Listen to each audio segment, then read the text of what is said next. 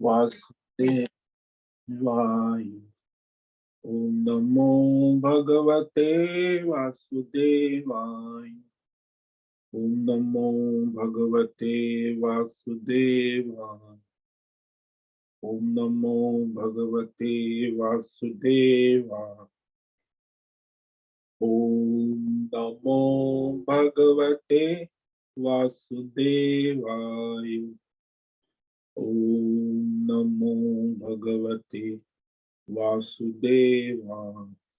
ओम नमो भगवते वासुदेवाय।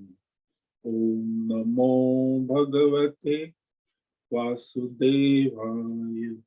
ओम ओम ओम ओम श्री परमात्मने नमो नमः। ओम गंगणपतये नमो नमः।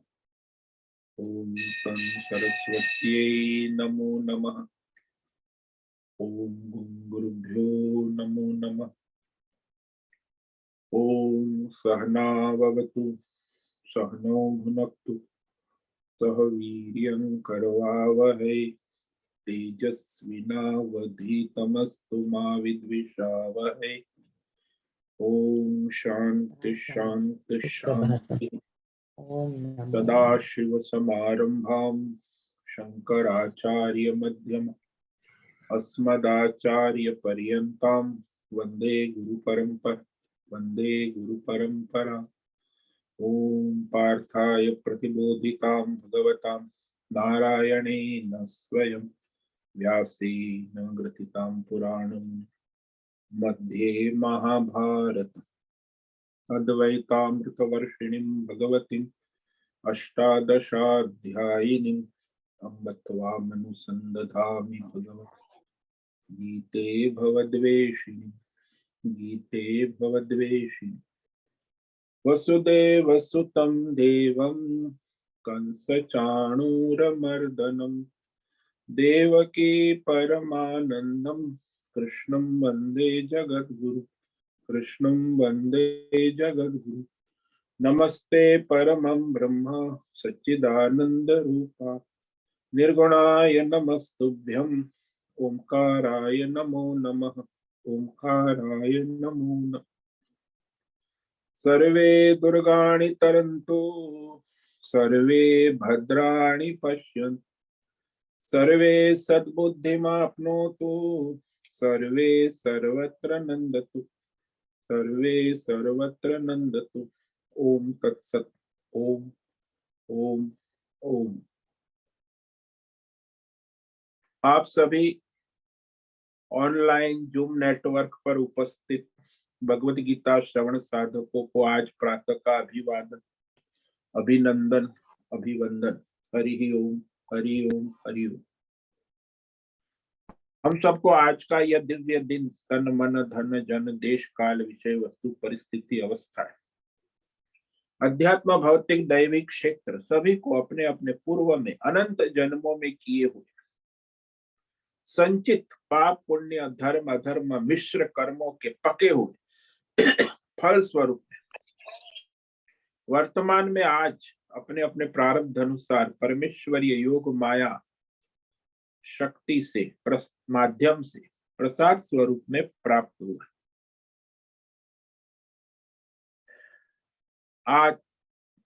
आज का दिन परमार्थ हेतु निष्काम सेवा यज्ञ देव यज्ञ ऋषि यज्ञ पितृ यज्ञ नृ यज्ञ भूत सात्विक दान शारीरिक वाचिक मानसिक तप निष्काम कर्म योग ध्यान योग भक्ति योग ज्ञान योग साधना स्वाध्याय वेद शास्त्रों का अध्ययन अध्यापन उपासना आराधना के लिए समर्पित करे और कराए।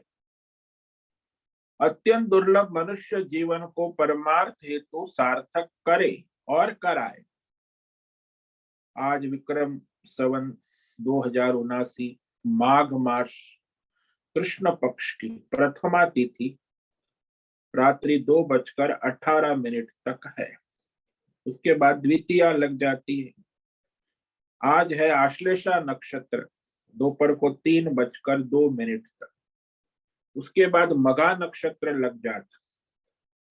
और आज है सोमवार, भोले बाबा शिव शंकर की आराधना उपासना का दिन।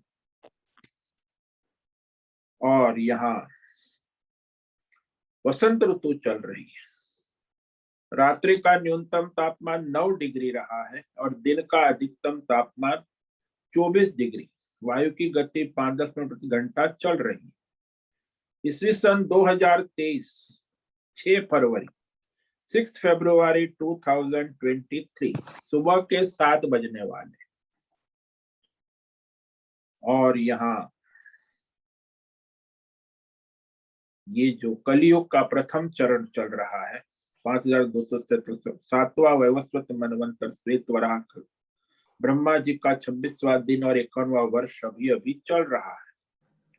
तो ऐसे अनंत कोटि ब्रह्मा और ब्रह्मांडीय परमेश्वरी योग माया के अंतर्गत हमारा यह एक ब्रह्मांड, इस ब्रह्मांड में यह पृथ्वी लोक में समुद्र के ऊपर जम्बू द्वीप और एकमात्र वैदिक राष्ट्र भारत, उत्तर हिमालय प्रांत उत्तराखंड राज्य, टिहरी जिला में हिमालयन शिवालिक पर्वतमाला के अंदर मणिकुट पर्वत के ऊपर नीलकंठ महादेव, ऋषिकेश नगरी, मुनि की रीत, शीशम जाड़ी, औदुदबाड़ा आश्रम, गंगा किनारे से हम स्वामी उत्तमानंद सरस्वती भगवद गीता के आचार्य शिष्य चिन्मयानंद सरस्वती महाराज,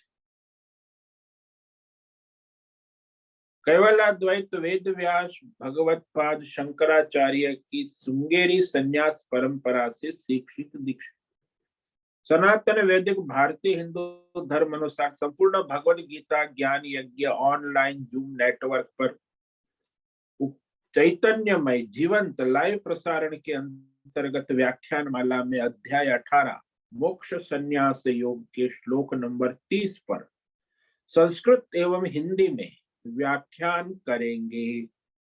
दिव्य पवित्र सरल व्यावहारिक सटीक पूर्ण वर्ण अक्षर पद वाक्य पंक्ति श्लोक अध्यायों की संगति संधि अन्वय शब्दार्थ वाक्यार्थ भावार्थ रहस्यार्थ के यथार्थ तात्पर्य सहित वैदिक शास्त्र वेद व्यास साहित्य शंकर भाष्य एवं परंपरागत अष्ट सन्यासी आचार्यों की टीका टिप्पणी सहित आज का यह भगवद गीता व्याख्यान करेंगे। कृपया आप सभी श्रद्धा भक्ति ध्यान से परिपूर्ण होकर के यह दिव्य श्रवण साधना करे और कराए, कुछ ग्रहण करे, धारण करे, अपने जीवन में चरितार्थ करे और उसमें निरंतरता लाए। अपनी अपनी आध्यात्मिक भौतिक दैवी अशांति द्वंद्व मोह विक्षेपों से रहित होकर के शरीर इंद्रिय प्राण मन वचन कर्म से एक रूप एकाग्र होकर के शुद्ध सात्विक सूक्ष्म वेद शास्त्र अनुसार परंपरागत भगवत विवेक बुद्धि करे। पुनः पुनः इस व्याख्यान का श्रवण करे, मनन करे, चर्चा विचारणा करे, प्रचार प्रसार करे, लिंक भेजे, ग्रुप में शेयर करे, अपना और सबका परम कल्याण करे और कराए। ओम तत्सत। ओम ओम ओम। तो कल हमने श्रीमद् भगवद गीता अध्याय 18 के श्लोक नंबर 30 मोक्ष संन्यास योग पर व्याख्यान किया था, जिसमें भगवान सात्विक बुद्धि का विवेक करा रहे हैं, उसके लक्षण क्या है और ऐसी सात्विक बुद्धि अनंत जन्मों के पुण्य कर्मों से प्राप्त होती, जिसमें स्पष्ट विवेक होता है। दूध का दूध पानी का, जैसे हंस होता है, सात्विक बुद्धि हंस जैसी होती, हंस दूध और पानी अलग कर दे, ऐसे ही यहाँ उसकी बुद्धि स्पष्ट होती है, विवेक बुद्धि सात्विक, जो प्रवृत्ति निवृत्ति कार्य अकार्य भय अभय बंध मोक्ष के तत्व को यथार्थ रूप से जानती, जो शास्त्र अनुसार आचार्य परंपरा से जानती है। तो ऐसी बुद्धि अत्यंत दुर्लभ है, हजारों लाखों में कोई एक होता है, जिसको हम साधु महात्मा संत कहते हैं, सिद्ध पुरुष। जिसमें ये सात्विक बुद्धि देखी जाती, जैसे विवेकानंद है, रामकृष्ण है, स्वामी दयानंद है, शंकराचार्य है, मीरा है, कबीर है, तुलसीदास है, इन्हों में ये सात्विक बुद्धि देखी जाती। तो इसका निरूपण यहाँ भगवान कर रहे हैं श्लोक नंबर 30। कल हमने प्रवृत्ति और निवृत्ति का विवेक किया था, आज आगे विवेक करेंगे। प्रवृत्तिं च निवृत्तिं च कार्याकार्ये भयाभये बंधम मोक्षम च या वित्ति बुद्धि सा पार्थ सात्विकी। तो यहाँ विशेष प्रयत्न पूर्वक साधना तप से साधक इस सात्विक बुद्धि को संपादन कर सकता है, निरंतर प्रयास करने से, कि देश काल विषय वस्तु व्यक्ति परिस्थिति अवस्था अनुसार जो मनुष्य को विवेक जागृत रहना आवश्यक है। तो यहाँ कहा भगवान ने, पार्थ, अरे पृथा के बेटे सुनो। पार्थ इसलिए कहा कि पृथा की बुद्धि भी सात्विक, भगवत बुद्धि, और तुम भी सात्विक बुद्धि वाले हो, इसीलिए तुम्हारे लिए समझना आसान है कि जो बुद्धि, विवेक बुद्धि, प्रवृत्ति और निवृत्ति, सकाम कर्म और निष्काम कर्म के रहस्य को जानती,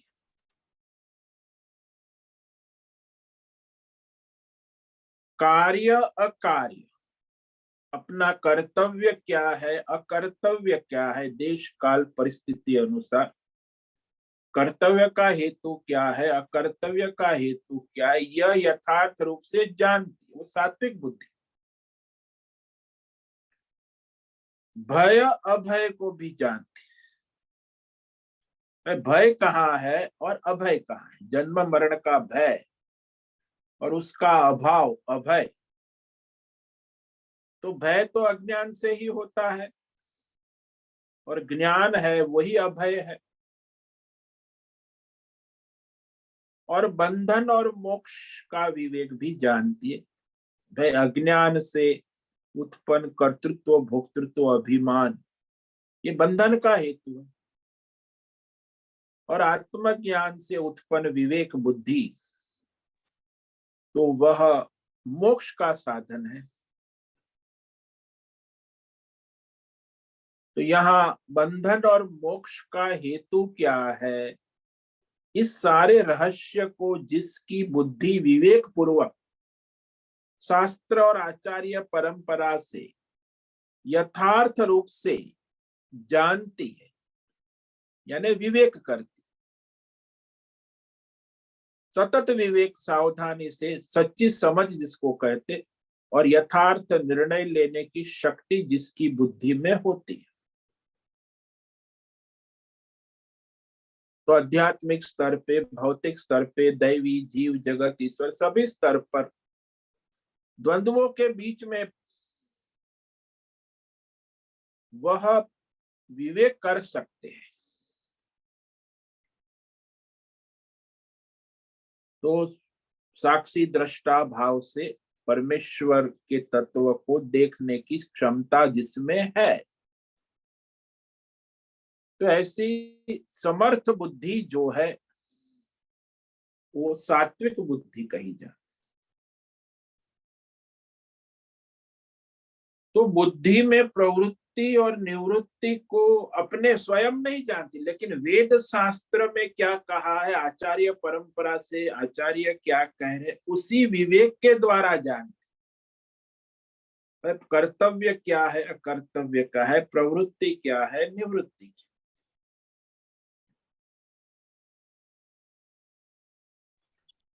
प्रवृत्ति और निवृत्ति के विषय में जो विवेक है वो अपने आप स्वयं नहीं होते,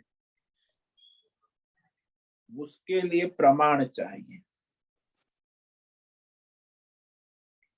तो यहाँ प्रश्न उठता है कि वेद शास्त्र के सिद्धांत में विवेक की बुद्धि तो जानती,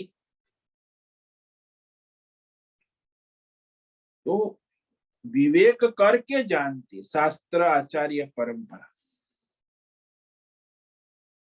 अब कौन जानता है? बोले जीवात्मा जानता है भौतिक अध्यात्म दैव विषय को। इससे यहाँ यया बुद्धया वेत्ति कहना चाहिए था, लेकिन जिस बुद्धि से जानता है वह सात्विक की बुद्धि हुई।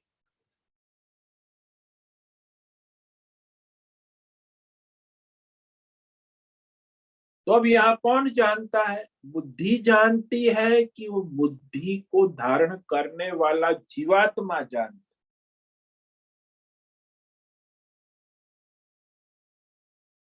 तो कर्ता, इसीलिए कहा कर्ता की बुद्धि है ना, जो करता है जीवात्मा। तो बुद्धि तो सारथी है। जैसे आपको कोई कहे कि आप ऋषिकेश कैसे आए हरिद्वार से, बोले मोटर कार ले आई। मोटर कार थोड़ी ले आई, ड्राइवर था ना, कर्ता। ड्राइवर के बिना मोटर कार में आपको बिठा के कौन लाए? इसलिए बुद्धि को चलाने वाला कर्ता।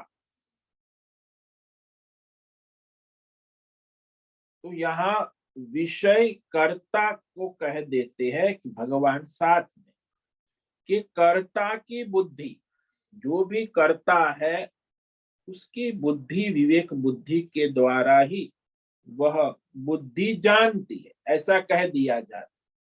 लेकिन बुद्धि तो साधन है, बुद्धि तो विवेक करती है, लेकिन वह वास्तव में कर्ता की बुद्धि है, जीवात्मा है, वो जानता है। प्रवृत्ति और निवृत्ति तो वेद शास्त्र के अनुसार ही होगी। जो सात्विक है ना, प्रवृत्ति में वेद शास्त्र आचार्य परंपरा में जो कर्तव्य कर्तव्य बताया है कि भाई ये करना आवश्यक है, धर्म है, और ये करना अनावश्यक है, अधर्म है, निषिद्ध है।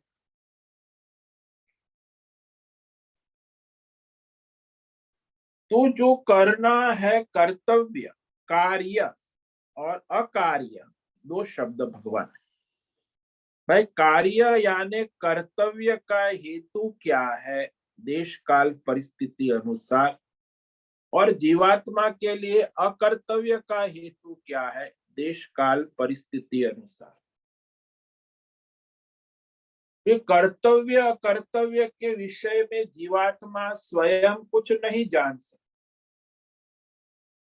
तो शास्त्र बताता है जो करना कर्तव्य है वह कार्य हुआ, और जो नहीं करना चाहिए अकर्तव्य है उसे अकार्य कहा। अब आप ब्राह्मण क्षत्रिय वैश्य शूद्र स्त्री पुरुष जो भी हो, ब्रह्मचारी गृहस्थ वानप्रस्थ सन्यासी, मनुष्य जीवन तो उस धर्म के अनुसार कर्तव्य विहित है, और जो आपके लिए जन्म से निर्धारित है वह कर्तव्य है। ब्राह्मणों का कर्तव्य वेद पाठ करना, क्षत्रिय का कर्तव्य व्यवसाय करना। अब वो जन्म से क्षत्रिय है तो वो व्यवसाय नहीं करेगा, वो तो क्षत्रिय है, वो तो राजनीति करेगा, राज करेगा।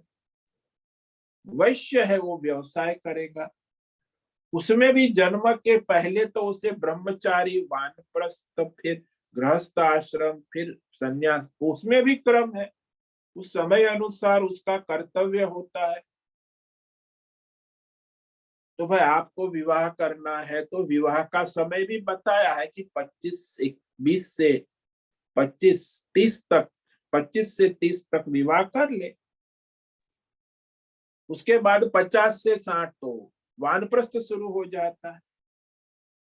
ये शास्त्रों ने कहा है, वेद शास्त्र के अनुसार, कि ये कर्तव्य है, और फिर उसके बाद यदि वो अकर्तव्य हो जाए 60 साल के बाद विवाह करना अकर्तव्य, 25 साल में विवाह करना कर्तव्य है।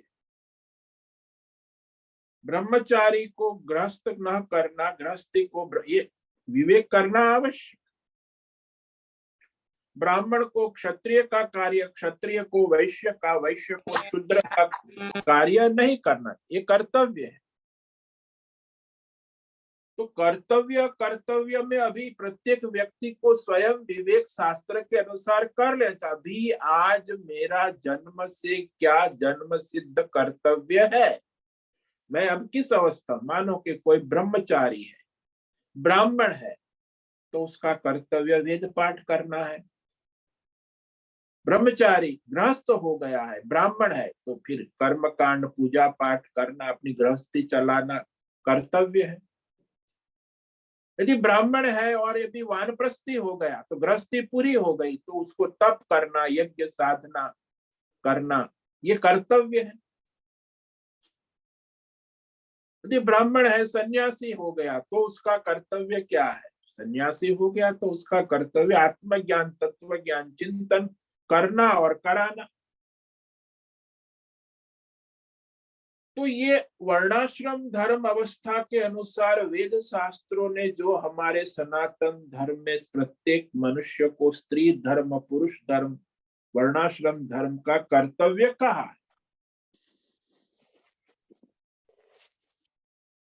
तो वह कार्य अकार्य ही यहाँ भगवान कह रहे उस, तो ये कार्य अकार्य है, उसको वो सात्विक विवेक बुद्धि जानती है। मैं हमारे आज लोग कहते हैं हम हिंदू हैं, अभी हिंदू में 90% लोगों को अपना स्वधर्म ही पता नहीं है कि मैं ब्राह्मण हूँ, क्षत्रिय हूँ, वैश्य हूँ और मेरा कर्तव्य क्या है, मैं ब्रह्मचारी हूँ, गृहस्थ हूँ, वानप्रस्थ हूँ कि सन्यासी हूँ, पता ही नहीं। वो अपने आप को हिंदू कहते, वैदिक धर्म का ज्ञान ही नहीं। तो कार्य क्या है, अकार्य, कर्तव्य अकर्तव्य का विवेक ही नहीं, तो वो तो फिर तामसी बुद्धि हो गई ना। सात्विक बुद्धि जानती है, इसलिए 2, 5, 10, 5% लोग ही अपना कर्तव्य वर्णाश्रम धर्म वेद शास्त्र अनुसार जानते हैं और करते हैं। बाकी 90% केवल हिंदू कहने लायक, सनातन धर्म हिंदू, उनको पता ही नहीं उनका कर्तव्य क्या है, स्वधर्म क्या है, कुछ भी।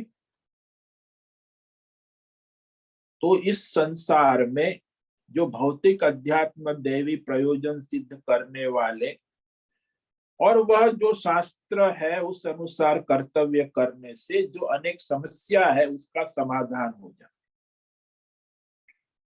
तो सात्विक बुद्धि ये समझती है कि भाई ये आध्यात्मिक भौतिक दैवी अनेक प्रकार की समस्या जो आ रही है उसमें मुख्य कारण है अपने कर्तव्य को न करना। वो कर्तव्य का पता वेद शास्त्र आचार्य परंपरा से ही लगता है कि अध्यात्म क्या है, भौतिक क्या है, दैव क्या है और कर्तव्य क्या है, और इसमें भी क्या करने से क्या प्राप्त होगा, कौन सा विषय वस्तु, उसका भी विवेक होता है। क्या नहीं करने से प्राप्त होगा, ठीक जानना चाहिए ना। आपकी कामना है तो कामना पूर्ति के लिए क्या करने से कामना पूरी होगी ये तो जानना, क्या नहीं करने से कामना, ये भी जानना आवश्यक। करने से और नहीं कर, कामना पूरी करनी है तब, तो यह शास्त्र बताता है ठीक ठीक जानना आवश्यक है। कर्तव्य कर्तव्य को जानने के लिए देश काल विषय वस्तु व्यक्ति परिस्थिति अवस्था और वर्तमान स्थिति को समझकर जानना आवश्यक। यदि नहीं पता इस देश में इस काल में क्या करना चाहिए, तो उसमें भी कर्तव्य कर्तव्य केवल कुछ भी नहीं होता, कहीं भी कुछ भी नहीं, कभी भी कुछ भी नहीं होता। उसके लिए भी देश है, काल है, विषय है, वस्तु है, उस अनुसार कर्तव्य निर्धारित। तो किस देश में, किस काल में, किस परिस्थिति में क्या करने से क्या प्रयोजन सिद्ध होगा, क्या कार्य सिद्ध होगा। तो जिस देश काल में क्या नहीं करने से अनिष्ट से बचेंगे, तो ये सारा विवेक शास्त्र प्रमाण के द्वारा बुद्धि विवेक पूर्वक निर्णय करती। तो वह ब्राह्मण है, ऋषिकेश गंगा किनारे आया है, तो उसको विवेक करना चाहिए कि उसका कर्तव्य क्या है। वेद पाठ करना, पूजा पाठ करना। सो देश काल, आज पूर्णिमा है, माघ कल पूर्णिमा थी, तो वह गंगा स्नान, पूजा, आराधना, साधना, यज्ञ, दान, तो समय से निर्णय होता है। दान पूर्णिमा को कहा है, फिर प्रतिपदा को दान नहीं कहा है कि दान का महिमा है। एकादशी को दान होता है, अमावस्या को पितृ निमित्त, पूर्णिमा को देवताओं निमित्त दान होता है। तो देश का, काल का, विषय का विवेक भी अपेक्षा रहती, कुछ भी करने से कुछ नहीं होता। उस समय, उस देश काल, उस परिस्थिति में हम अपना कार्य सिद्ध करते तो सिद्ध होता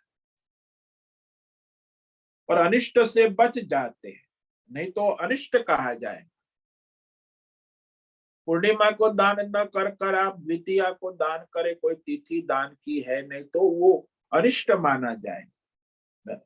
इष्ट है कि जो काल है, जो देश है, उस अनुसार धर्म कर्म करना। अब लौकिक होता है, दूसरा आध्यात्मिक और दैवी कार्य होते हैं। तो लौकिक कार्य तो मनुष्य समझ जाता है लोकाचार में, लेकिन अध्यात्म और दैविक कार्य जो है, उसमें वेद शास्त्र प्रमाण से बुद्धि को निर्णय करना आवश्यक। में अध्यात्म में क्या करना है, दैवी क्या है, तो विवेक करके निर्णय जब बुद्धि करती है। अध्यात्म कार्य, दैवी कार्य, पारमार्थिक कार्य, वो भी व्यक्तिगत नहीं होता, वो भी शास्त्र प्रमाण से, आचार्य परंपरा से, तो वहां वह विवेक करना आवश्यक। विवेक करके निर्णय करती है ऐसी सात्विक बुद्धि। और फिर अध्यात्म, भौतिक, दैवी कोई भी कार्य हो, लौकिक हो अलौकिक हो, सर्वत्र यह सात्विक विवेक आवश्यक होता है। बिना विवेक के कुछ नहीं होता। यदि कोई वेद शास्त्र, आचार्य परंपरा विवेक के बिना चलता है, तो फिर वह दुख पर दुख ही, कष्ट पर कष्ट ही उठाता है। उसे भौतिक कष्ट, आध्यात्मिक कष्ट, दैवी कष्ट का सामना करना पड़ता है निरंतर। क्योंकि कोई शास्त्र विवेक नहीं है, कुछ भी करता। मानो कि जो खाने का समय है, दोपहर 12 बजे भोजन का समय है, और यदि वो भोजन के समय भोजन न करके 3 बजे भोजन करता है, तो वो उसको कष्ट देगा, दुख उठाएगा। सुबह उठने का समय 4 बजे का है, रात को 10 बजे 9 बजे सोने का समय। अब रात को 12 बजे सोएगा और सुबह 8 बजे उठेगा, तो उसको शारीरिक, मानसिक और आर्थिक कष्ट उठाना पड़ेगा। उसको पता नहीं कष्ट हो रहा है, लेकिन कष्ट है, दुख है। वर्तमान में कष्ट है इतना नहीं, भविष्य में भी, आगे भी वो दुख का उठाना पड़ेगा, भविष्य का भी दुख वर्तमान में। तो उसके कर्मों के अनुसार फिर उसे अनेक प्रकार के कष्ट आगे भी, भविष्य में भी उठाने पड़े। इसीलिए भौतिक, अध्यात्म, दैव, शास्त्र विवेक करके जो कर्तव्य कर्म करता है, उसे कभी कोई दुख या कष्ट उठाना नहीं पड़ता।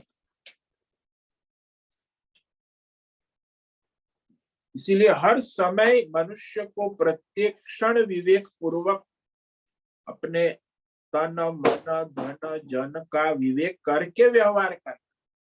नहीं, मैं कुछ भी करता हूँ, धन है, मेरा तन है, मेरा मन है, मनमानी करोगे तो कष्ट भी मनमानी आएंगे। तो यहाँ शास्त्र को विवेक करके नहीं जानने से वह मनुष्य अनेक प्रकार के आध्यात्मिक, भौतिक, दैवी कष्टों का सामना करना पड़ता। इसीलिए कर्तव्य अकर्तव्य का विवेक बुद्धि में, सात्विक बुद्धि में होता है। आगे कहेंगे राजसी और तामसी, उसे अपना कर्तव्य कर्तव्य पर विवेक ही नहीं होता, इसीलिए वो परेशान भी रहता है। हालांकि भगवान ने किसी को परेशानी नहीं दी है, वो परेशानी उसके अज्ञान से, अविवेक से। अब कार्य कार्य कहने के बाद वो भी कोई कार्य कभी भी कहीं भी नहीं होता। देश काल विषय का विवेक करना भी आवश्यक है। विधि निषेध शास्त्र में क्या कहा है, क्या करना क्या न करना, उस अनुसार कर्तव्य कर्तव्य का विवेक होता है। अब कह रहे हैं इसी प्रकार विवेक, भय और अभय का विवेक भी आवश्यक है। देखो यहाँ भगवान ने 4 प्रकार के विवेक बताए। प्रवृत्ति निवृत्ति का विवेक, कर्तव्य अकर्तव्य का विवेक, भय अभय का विवेक और बंधन और मोक्ष का विवेक यथार्थ रूप से करना आवश्यक। तो अब भगवान कह रहे हैं, भगवान भय और अभय के विषय, ये बुद्धि का साथ, ये भी अत्यंत आवश्यक। भाई भय कहाँ है, अभय किसमें है? भाई अध्यात्म, भौतिक, दैवी जो मनुष्य को भय सताता है और भयभीत होता है, डरता है, उसे भय क्यों होता है? क्योंकि उसे ज्ञान नहीं है, विवेक नहीं। अस्मात् बिभेति इति भयम, जिससे डर नहीं लगता है वह अभय है, और जिससे डर लगता है वो भय है। और उसमें भौतिक विषयों से भी डर लगता है, अध्यात्म और दैवी विषयों से भी डर। तो दृष्ट और अदृष्ट, लौकिक अलौकिक विषयों को भी समझ लेना चाहिए।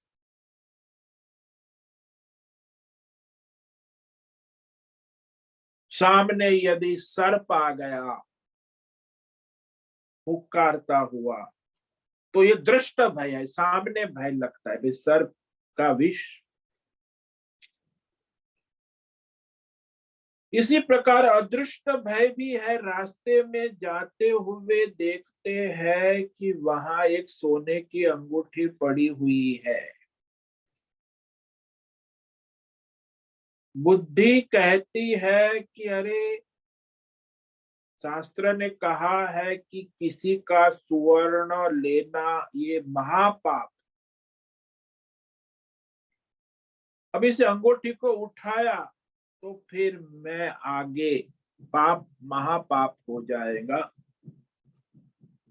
तो वह कष्ट और दुख के भय से, अदृष्ट भय, भविष्य में नरक में जाना पड़ेगा। तो अंगूठी वहां सोने की है, दिख रही है, फिर भी वो नहीं उठाएगा। उसको विवेक हुआ कि अरे जिसकी होगी दूसरा जो उठाएगा वो पाएगा। कोई मैं क्यों ये पाप करूं, किसी की मेरी तो है नहीं, किसी अनजान व्यक्ति की तो अपने रास्ते में वो चला जाएगा। उसे अदृष्ट भय हुआ कि मुझे पाप लगेगा, किसी का सोना छूना भी पाप, और ये अंगूठी है सोने की। हालांकि बुद्धिमान कामना वासना कहती है कि अंगूठी को उठा लो, सोने की है, काम आएगी। लेकिन धर्म शास्त्र विवेक याद आता है, सात्विक बुद्धि है, तो वो सात्विक बुद्धि विवेक करके कहेगी कि नहीं नहीं, ये अधर्म है, पाप है, जो जहां है वहीं रहने दो। तो वह अधर्म से बच जाएगा।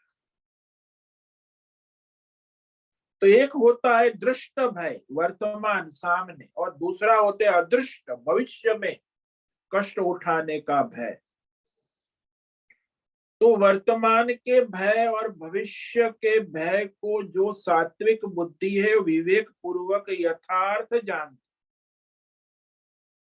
वह किस से देश काल विषय परिस्थिति में डरना चाहिए और किससे नहीं डरना चाहिए। तो यहाँ डरने की चीज क्या है भाई? भाई डरने की चीज जो है अज्ञान है, अविवेक है। संसार में जो विषय अधर्म होता है, तो अधर्म से भी डरने की आवश्यकता है। और जिससे नहीं डरना चाहिए वो धर्म है, परमार्थ है। तो सबसे ज्यादा किससे डरना चाहिए, ऐसा यदि कोई कहे तो बोले सबसे ज्यादा तो परमात्मा से डरना चाहिए, आवश्यक। सबसे ज्यादा परमात्मा से डरना आवश्यक है, ऐसा वेद शास्त्र भी परंपरा से। परमेश्वर से डरना क्यों? बोले वेदों में कहा है कि उस परमात्मा के डर से भीषास्मात वात पवते, उसके भय से वायु दौड़ता रहता है। उस परमात्मा के भय से सूर्य समय से उदित होता है, समय से अस्त होता है। उस परमात्मा के भय से चंद्र 16 कलाओं में घूमता रहता है। उस परमात्मा के भय से काल टिक टिक टिक दौड़ता रहता है, काल भी डरता। सभी देवता उस परमात्मा के भय से अपना अपना कार्य करते रहते, और सभी को अपने कार्य करना आवश्यक है कि वो परमात्मा का भय है।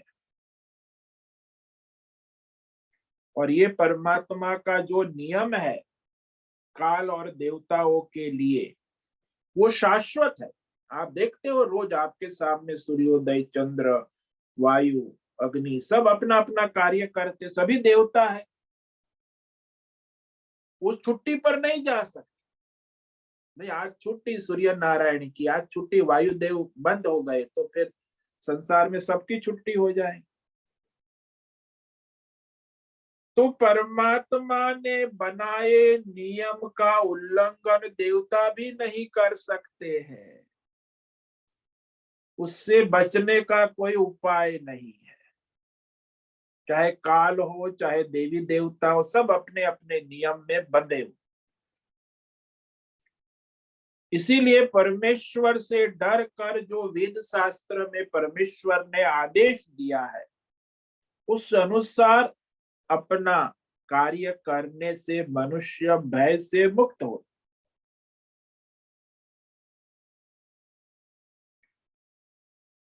संसार में देखा जाता है मनुष्य को लौकिक भौतिक विषयों में साधारणतः भय होता है।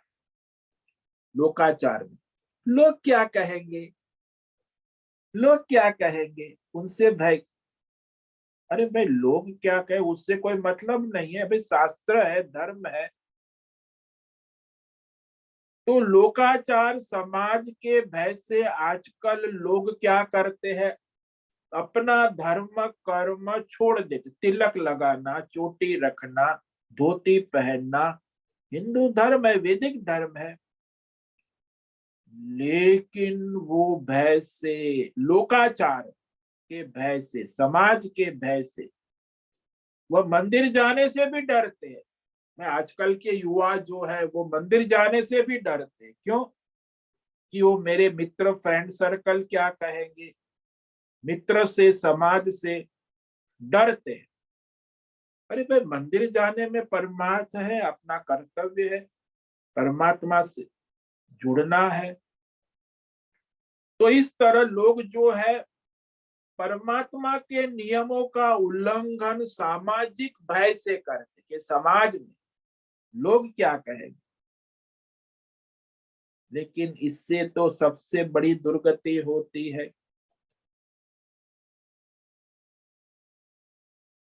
तो अधर्म से भय होना चाहिए और धर्म का अभय रहना आवश्यक। किससे अभय रहना?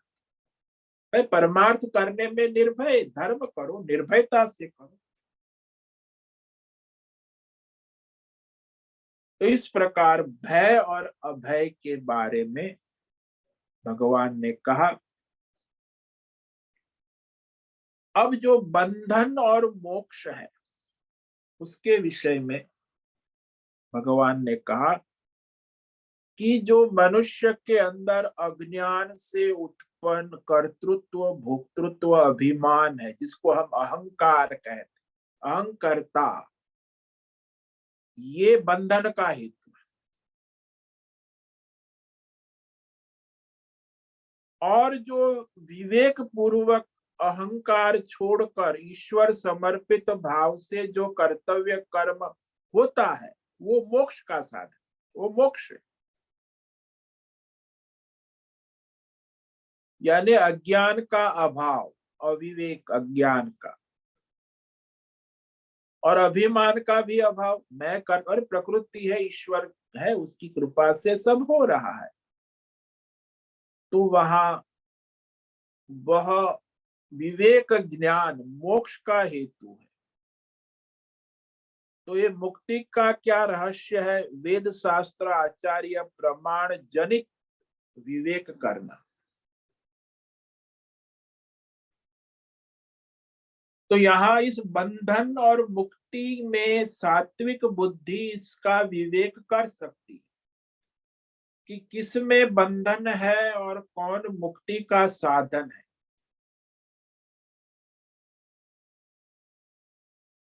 ज्यादातर अज्ञानी को पता ही नहीं होता कि उसे किस बंधन में है, वो भी पता नहीं होता बंधन में है।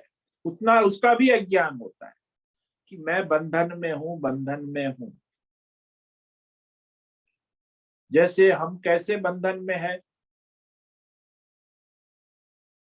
तो हम जो भारतीय है अंग्रेजों के शासन की गुलामी से 15 अगस्त 2047 को मुक्त हो गए।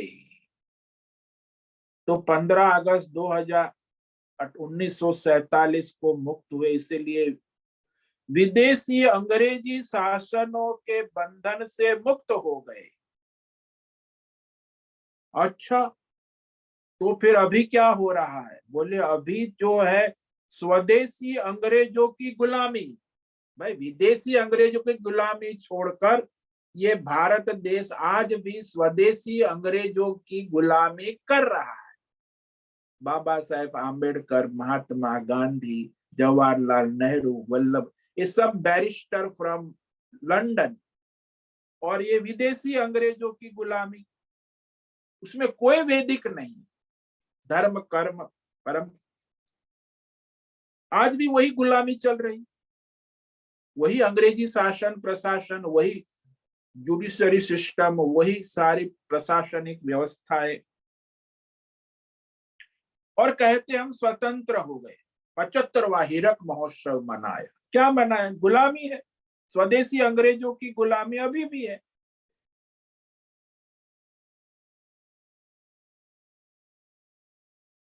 जैसे एक बहुत बड़ा राजा था, ठीक है, इसको हम कल विचार करेंगे। तो राजा की जो बात है,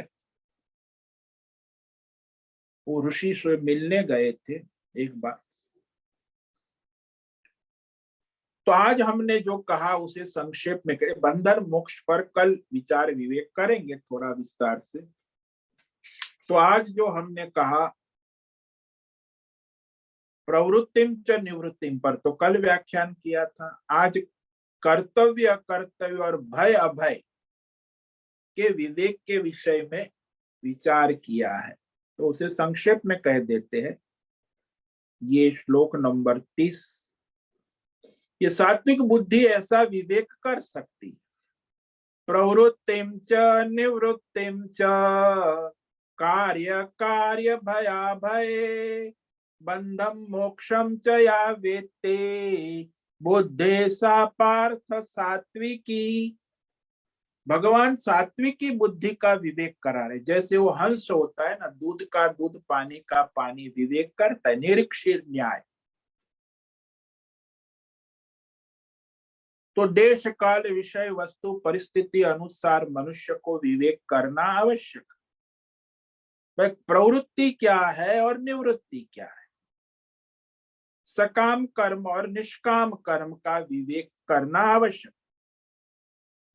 सकाम कर्म जो है वो बंधन का कारण है, निष्काम कर्म है वो मुक्ति का साधन। प्रवृत्ति और निवृत्ति भाई हमारे सनातन धर्म में दो ही है भाई, सकाम और निष्काम, मोक्ष मार्ग और कामना पूर्ति मार्ग।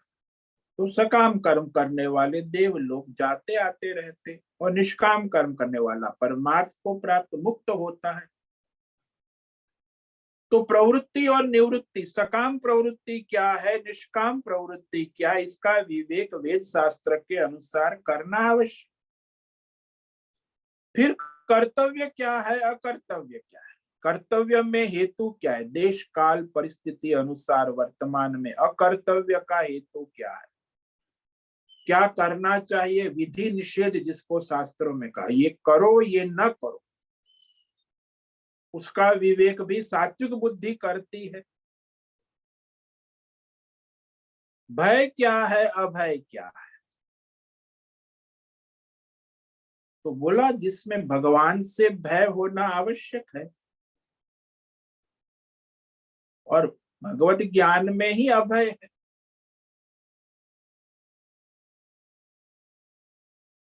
तो जो जिससे डर नहीं लगता है वह अभय है और जिससे डर लगता है वो भय है।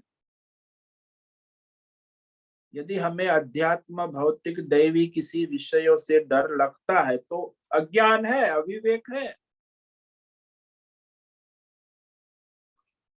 मृत्यु का भय लगता है तो मतलब अज्ञान है। और भय का अभाव है तो अभय है।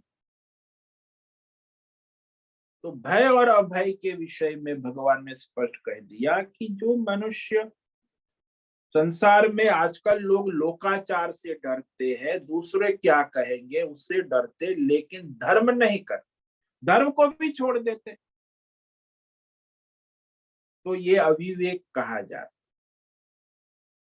और फिर बंधन और मोक्ष के बारे में कहेंगे, इस पर तो हम कल व्याख्यान करेंगे कि अज्ञान से उत्पन्न कर्तृत्व भोक्तृत्व अभिमान जिसको हम अहंकार कहते हैं, अहंकारता वृत्ति, वही बंधन है। और जो प्रकृति और ईश्वर के नियमों को जानकर ईश्वर समर्पित भाव से जो निष्काम कर्म करता है वो मोक्ष का साधन है। तो वेद शास्त्र आचार्य परंपरा प्रमाण जनित जो यथार्थ विवेक बुद्धि जिसकी जागृत हो गई है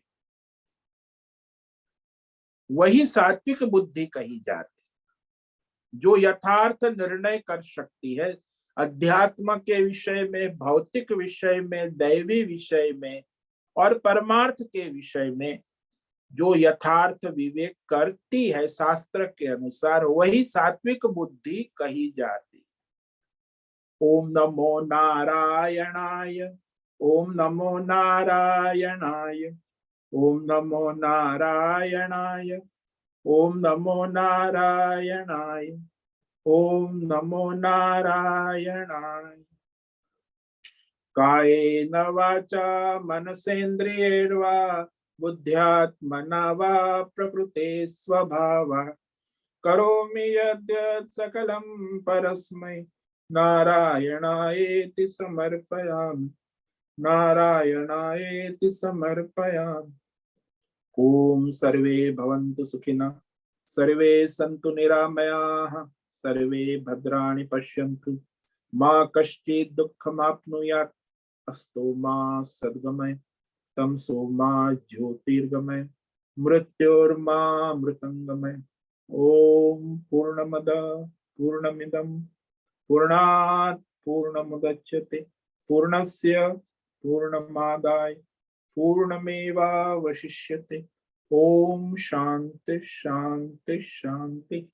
शंकरं शंकराचार्यं केशवं बादरायणं सूत्र भाष्य कृतौ वंदे भगवन्तौ पुनः पुनः। ईश्वरो गुरुरात्मेति मूर्ति भेद विभागी व्योमवद् व्याप्त देहाय दक्षिणामूर्तये नमो नमः। ओम गुं गुरुभ्यो नमो नमः। ओम तत्सत् ब्रह्मार्पणमस्तु। ओम ओम ओम।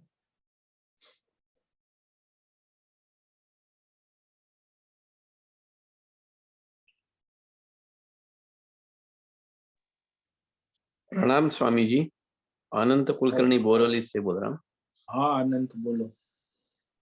स्वामी जी, आपने अभी प्रवचन में आपने कहा कि सुवर्ण किसी का लेना महापाप है। हाँ जी। तो समझो कोई कहीं हम बाहर गए और बहुत सारे पैसे ऐसे रास्ते में मिले, आपको हमें मिले मतलब दिखाई दिए, वो उठा के किसी दान में दे दिए, तो ये गलत किया क्या सही किया? नहीं, वो किसी का पैसा है, उसको आपने उठाया और दूसरे को दान कर दिया, तो इसमें विवेक करना आवश्यक है कि भाई आप पैसा जो है, आपको दान का अधिकार नहीं है, अनधिकार चेष्टा हो गई ना। जिसका पैसा है उसे वो दान करने का अधिकार है।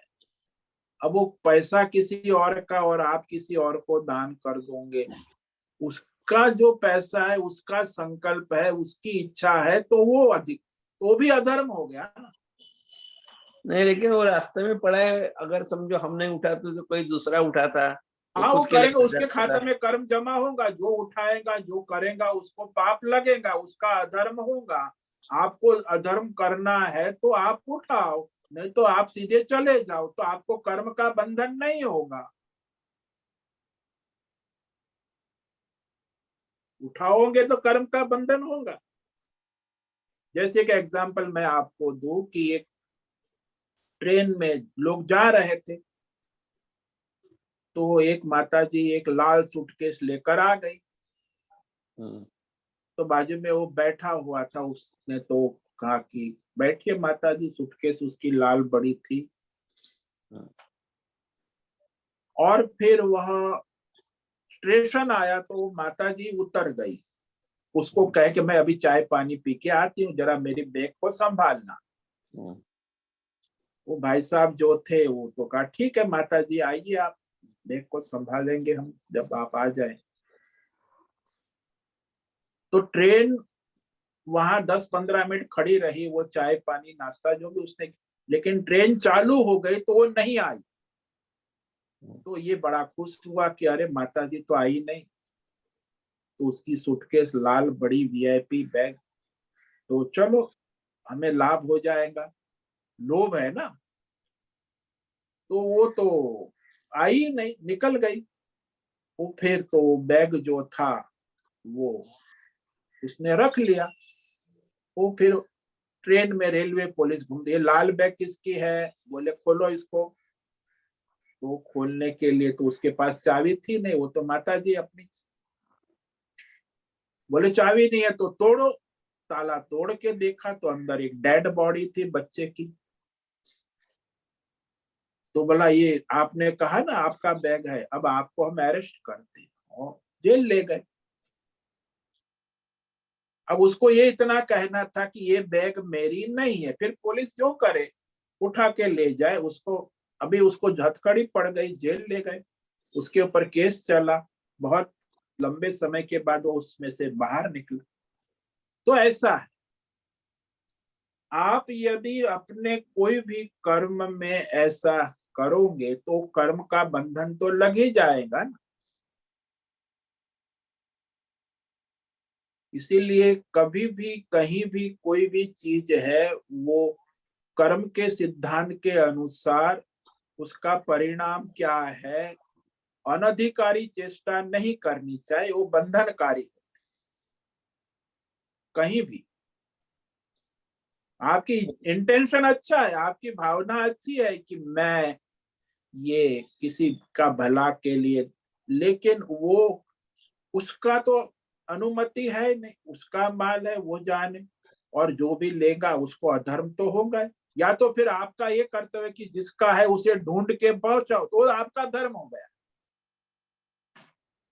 जिसका है उसे ढूंढने का प्रयास करके उस तक उसका सामान पहुंचाना, ये धर्म।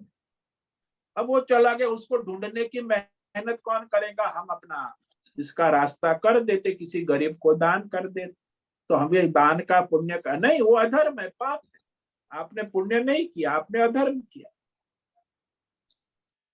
समझ में आया? हाँ स्वामी जी, धन्यवाद। ओम नमो नारायणाय। ओम नमो नारायणाय स्वामी जी। मैं मेधा जोशी बात कर रही हूँ। हाँ मेधा बोलो।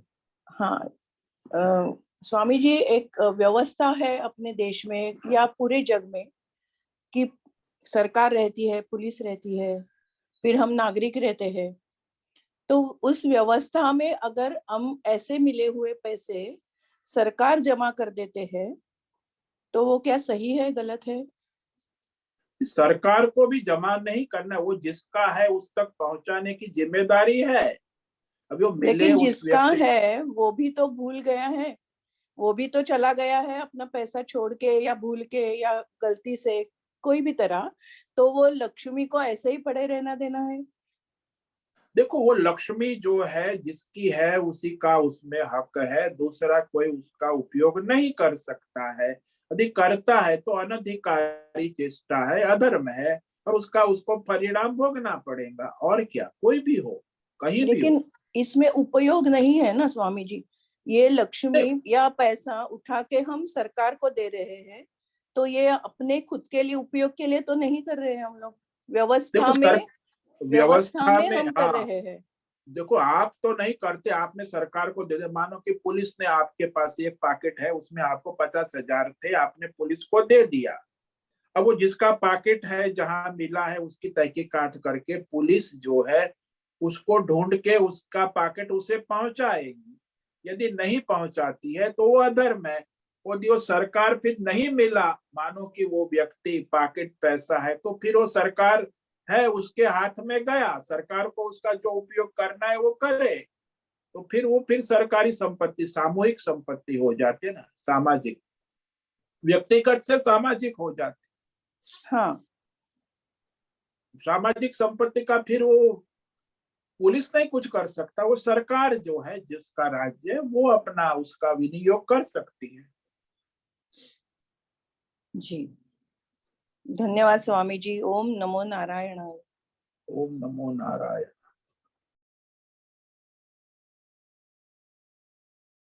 ठीक है, आज का समय पूरा हो रहा है। सभी साधकों को आज का ओम नमो नारायणाय, सबको ओम नमो नारायण। नारायणाय स्वामी जी।